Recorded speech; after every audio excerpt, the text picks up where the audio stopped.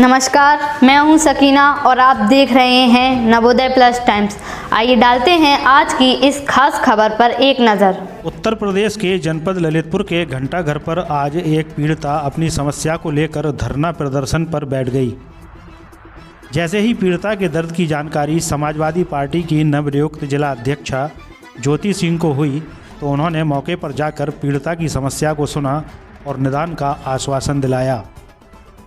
प्राप्त जानकारी के अनुसार बताया जा रहा है कि ललितपुर के थाना बार अंतर्गत ग्राम खैरीडांग निवासी एक महिला ने अपने ही गांव के एक व्यक्ति पर आरोप लगाते हुए बताया कि 23 जनवरी की रात करीब 9 बजे जब वह अपने घर में अकेली थी, उसका पति खेत पर काम करने गया था तथा सास दूसरे कमरे में सो रही थी। तभी गांव के ही एक दबंग व्यक्ति ने उसके घर में घुसकर उसके साथ दुष्कर्म जैसी घटना को अंजाम दे दिया। चिल्लाने पर उसकी सास आई और उस आरोपी के चंगुल से अपनी बहू को छुड़ाया। तभी गांव के एक व्यक्ति ने आकर आरोपी को भगा दिया और कहा कि अगर पुलिस से शिकायत की तो अच्छा नहीं होगा। पीड़िता ने जब थाने जाकर पुलिस से शिकायत की तो उसे बाहर भी न्याय नहीं मिला और आज उसे अपनी मांग को लेकर घंटाघर पर अनशन पर बैठना पड़ा। जैसे ही पीड़िता के अनशन पर बैठे होने की सूचना समाजवादी पार्टी की नवनियुक्त जिला अध्यक्षा श्रीमती ज्योति सिंह लोधी को हुई तो उन्होंने मौके पर पहुंचकर पीड़िता की समस्या को सुना और उसे न्याय का आश्वासन दिया।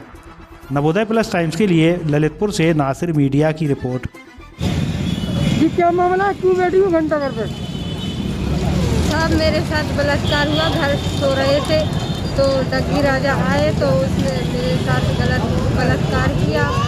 मैंने चिल्लाई तो मेरी मम्मी आई, मम्मी ने हल्ला किया तो गांव वाले जो आए, मेरे पति भी आ गए खेत से तो मेरे पति ने सांसा चढ़ा दी, मुझे बाहर निकाल लिया और गांव वाले आए तो उनके मतलब पड़ोस वाले भैया लगते हैं तो वो आए, उनने सांसा खोल के बाहर निकाल दिया उसको और बोला कि घर घर का मामला है, गांव गांव का मामला है तो सुलझा देंगे। और बोला रिपोर्ट करोगे तो फिर रह नहीं पाओगे गांव में। और फिर मेरे ससुर जी झांसी में रहते हैं ना, झांसी से लुवा के लाए हैं तो ससुर को दबाव दे रहे हैं कि तेरा लड़का नहीं मिलेगा। तो थाने गई थी, क्या हुआ वहाँ पर? थाने गए थे तो बोल दिया कि अभी भेजेंगे। कुछ कार्रवाई नहीं हुई? नहीं। क्या चाहती हैं आप? न्याय। अजय जी, आप जी बताइए, यहाँ अचानक आप घंटाघर पे क्यों रहते हैं, क्या कारण है? आप देखिए, मैं यहाँ से निकल रही थी तो मैंने देखा एक पीड़ित महिला यहाँ पर रो रही है। मैंने रुक के पूछा क्या कारण, तो उसने बताया कि परसों रात ये, इसका नाम मालती पाल है, परसों रात में एक गांव के ही एक व्यक्ति ने इसके साथ गलत कार्य किया है। और अब ये थाने में जब रिपोर्ट लिखाने गई तो इसकी कोई सुनवाई नहीं हुई। फिर यहाँ एसपी ऑफिस भी आई, तब भी किसी ने इसके बारे में कुछ नहीं सुना। अभी ये बता रही गांव में इसके ससुर जी को पकड़ के वो लोग धमकी दे रहे हैं, अगर तुमने कुछ कहा तो हम तुम्हें और तुम्हारे पति को मार डालेंगे। अभी आपकी प्रशासन से बात हुई है, क्या बोल रहे, क्या बात हुई? अभी मेरी सीओ सर से बात हुई, वो कह रहे हैं हम आ रहे हैं और कार्रवाई करते हैं। ये है रामराज।